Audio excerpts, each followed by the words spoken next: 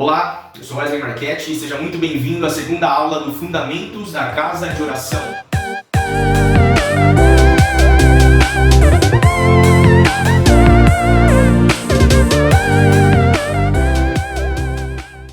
Você gostaria de saber o que é uma casa de oração, como ela funciona, quais são os fundamentos? Então fique comigo até o final desse vídeo, nós vamos descobrir, vamos conversar sobre isso. Vamos lá? Vamos relembrar o que a gente viu na primeira aula. Mateus 21, a gente leu ali as escrituras, onde Jesus ele se enfurece com uma situação que estava ocorrendo no templo do Senhor. E ele invoca uma promessa de Isaías 56, onde está escrito: a minha casa será chamada casa de oração para todos os povos. A gente pode ver isso também lá em Marcos 11, em Lucas 19, a gente consegue ver isso lá em João capítulo 2. E o Senhor, quando ele faz isso, é dito nos evangelhos que ele se enfurece com os cambistas, com os vendedores de ovelhas, bois, gado, pombas, e ele chuta, ele pega um chicote, é dito em João capítulo 2, ele pega um chicote e ele levanta as mesas dos cambistas, jogando dinheiro para tudo quanto é lado, expulsa os vendedores, e ele está ali invocando a natureza que o Senhor disse que a casa de oração deveria ter. O que será que Jesus estava condenando quando ele disse isso? Ele estava condenando a prática econômica ou ele estava condenando o que o templo se tornou? Será que Jesus estava querendo nos despertar para aquilo que estava acontecendo fora do templo, no pátio? Ou será que ele estava querendo apontar para aquilo que não estava acontecendo no templo? Falou? Vamos dar uma olhadinha em Marcos, no capítulo 7, dos versos 6 ao 7. Jesus respondeu: bem profetizou Isaías a respeito de vocês, hipócritas, como está escrito: este povo me honra com os lábios, mas o seu coração está longe de mim. E em vão me adoram, ensinando doutrinas que são preceitos humanos. No verso 15 ele diz: não existe nada fora da pessoa que, entrando nela, possa contaminá-la, mas o que sai da pessoa é o que a contamina. O que será que Jesus estava querendo nos dizer aqui? O apóstolo Paulo também nos aponta para isso em Colossenses capítulo 2, a partir do verso 20. Se vocês morreram com Cristo para os rudimentos do mundo, por que se sujeitam a regras como se ainda vivessem no mundo? Não toque nisto, não coma disso, não pegue naquilo. Todas essas coisas se destroem com o uso. São preceitos e doutrinas dos homens. De fato, essas coisas têm aparência de sabedoria ao promoverem um culto que as pessoas inventam, falsa humildade e tratamento austero do corpo. Mas elas não têm valor algum na luta contra as inclinações da carne. Bom, então a gente já viu que Jesus ele estava inconformado, porque alguém que manifesta um ato de jogar mesas, moedas, expulsar os vendedores, os que compravam, ele estava inconformado com aquela situação. Mas aquela inconformidade, ela vinha de um lugar. Relembre comigo Jeremias capítulo 7, no verso 11, depois no verso 21 e o 24. Será que este templo que se chama pelo meu nome é um covil de salteadores aos olhos de vocês? Lembram que Jesus disse que a minha casa será chamada casa de oração, mas vocês se transformaram num covil de ladrões. Assim diz o Senhor dos Exércitos, o Deus de Israel: juntem os seus holocaustos aos outros sacrifícios e comam a carne de vocês mesmos. No dia em que tirei os pais de vocês da terra do Egito, não falei nem lhes ordenei nada a respeito de holocaustos ou sacrifícios. Mas o que lhes ordenei foi isto: deem ouvidos à minha voz, e eu serei o seu Deus, e vocês serão o meu povo. Andem em todo o caminho que eu lhes ordeno, para que tudo lhes vá bem. Mas eles não quiseram ouvir, nem atenderam, porém andaram nos seus próprios conselhos e na dureza do seu coração maligno. Andaram para trás e não para frente. Gente, o nosso Deus é incrível. Ele estava querendo nada mais, nada menos do que um relacionamento. Ele diz assim, eu não queria e nem lhes falei nada a respeito de holocaustos ou sacrifícios quando vocês saíram do Egito para ir para o deserto, mas eu lhes ordenei: deem ouvidos à minha voz. Será que Deus não estava querendo então, desde o Egito, desde a saída do povo, um relacionamento? Gente, esse mesmo capítulo aqui em Jeremias, que é utilizado para condenar as práticas dentro do templo, chamando aqueles que estavam praticando tais coisas de covil de ladrões ou covil de salteadores, Nesse mesmo contexto, Deus mesmo diz assim: não foi para rituais, não foi para sacrifícios, não foi para outra coisa, senão para que vocês se relacionassem comigo. Eu tirei vocês do Egito, eu resgatei vocês, eu estabeleci o meu templo em Jerusalém para que houvesse relacionamento. Será que com isso Deus não está querendo que a gente se achegue mais perto, que a gente fique mais íntimo, que a gente de alguma forma conheça o coração, os sentimentos, os pensamentos de Deus, os seus planos? Eu ouso pensar que algumas pessoas, elas têm pavor de conhecer a Deus porque nós não santificamos o nome de Deus para elas. Ou seja, nós não apresentamos a Deus como Deus realmente é. Isso é santificar o nome de Deus. Lembra-se da oração do Pai Nosso? Santificado seja o teu nome. Você já pensou nisso? Deus disse que o nome dele seria glorificado e não blasfemado em toda a terra e entre as nações.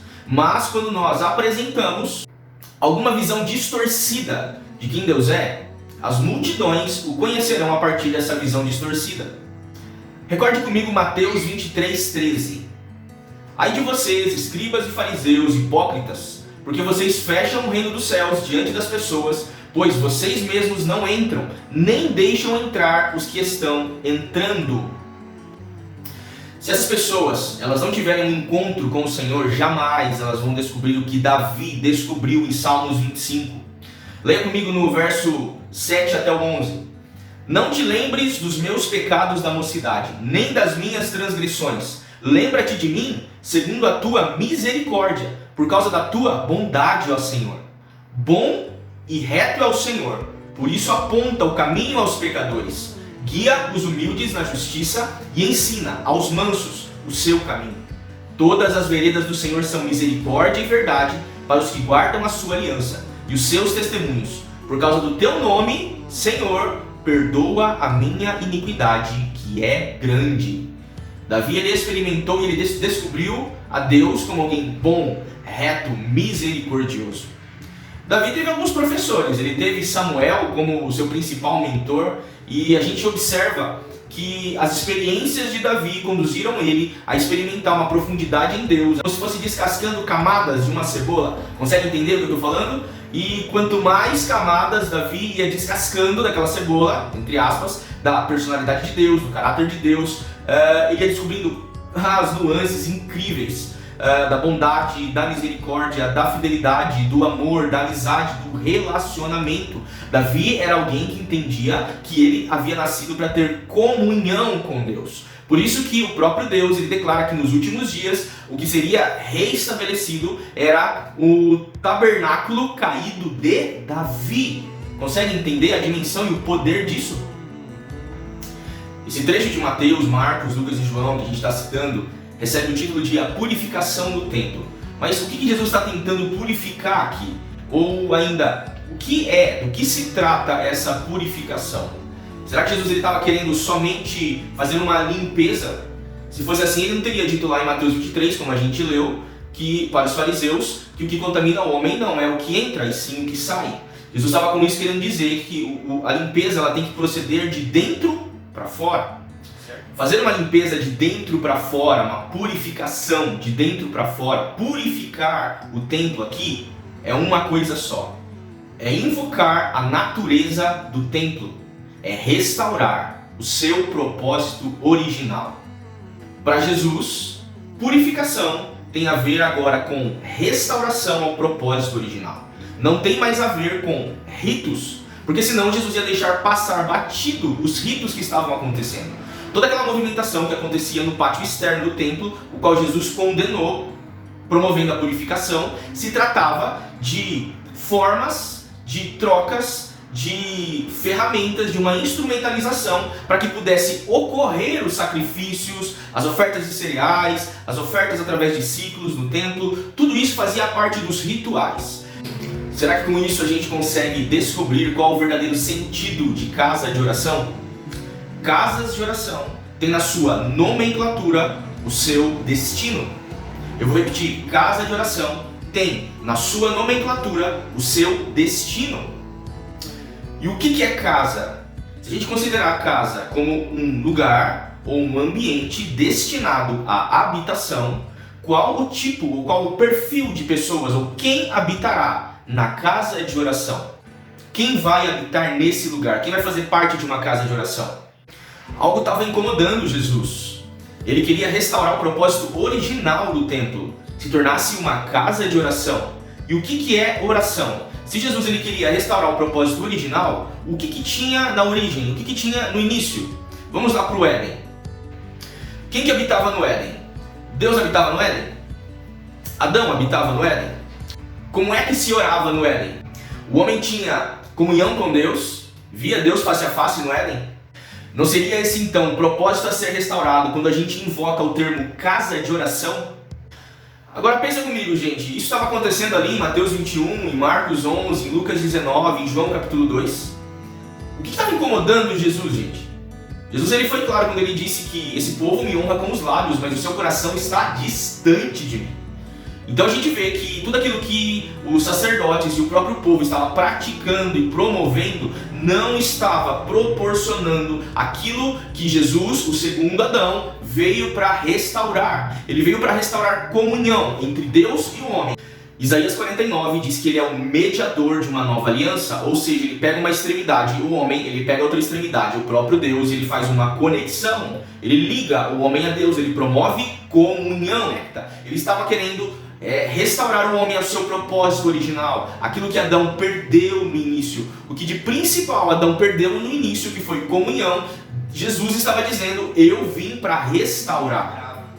Como é que estão as nossas casas de oração? Como é que está a sua comunidade local? Será que eu e você, nós temos apenas tentado anestesiar a nossa consciência?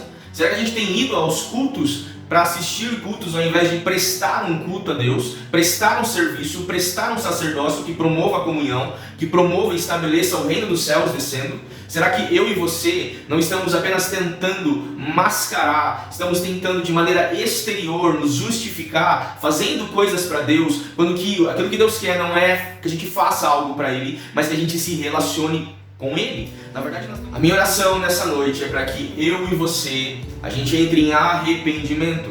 Arrependimento pelo quê? Não só pelas nossas vidas, mas por todos aqueles que estão vivendo, tentando promover uma comunhão a partir do serviço. Quando a gente olha para o Éden, a gente não vê Deus confrontando Adão sobre o que Adão fez. A gente vê o Senhor, ele dizendo para Adão e perguntando, Adão, aonde você está? Isso aponta para uma coisa, que o lugar onde nós estamos vai revelar as nossas obras. Ou seja, as nossas obras elas são feitas a partir de um lugar onde estamos. Ou seja, se nós estamos em comunhão, todas as nossas obras vão refletir isso. A comunhão em Adão já havia sido quebrada. Adão, ele já queria conhecer as coisas, ele já queria conhecer o bem e o mal, já era um desejo seu. Ele já queria conhecer as coisas a partir de si mesmo. Ele não queria mais conhecer as coisas a partir de Deus. O desejo de Adão já havia se corrompido, logo a comunhão já tinha o que? Se quebrado. Todas as vezes que nós tentamos conhecer a Deus ou receber o conhecimento de todas as coisas a partir de nós mesmos, as nossas obras não vão mais refletir a natureza do Criador. Assim aconteceu com Adão. Ele havia já quebrado a comunhão no seu interior, por isso as únicas obras que ele podia fazer refletiam isso. Deus vem e pergunta a Adão, aonde você está, Adão? E não que Adão, ou melhor, e não que Deus não soubesse onde Adão estava. Adão é que não sabia mais onde ele estava. Deus sabia claramente onde Adão estava. Deus não precisava perguntar para Adão, mas Adão precisava entender. Adão precisava se questionar. Adão precisava se perguntar, aonde eu realmente estou? Porque as obras que nós fazemos, elas partem do lugar de onde nós estamos. Eu quero convidar você, junto comigo, a refletir sobre isso. Será que as nossas obras elas têm sido feitas a partir de um lugar de comunhão com Deus? Porque só assim nós vamos poder nos encaixar no crivo de Salmos 24. Salmos 24 questiona, quem subirá ao monte santo do Senhor? Quem vai fazer parte da casa de oração? Uma casa de oração para todos os povos. Isaías 56. O Senhor está nos convidando, e eu convido você a refletir sobre isso.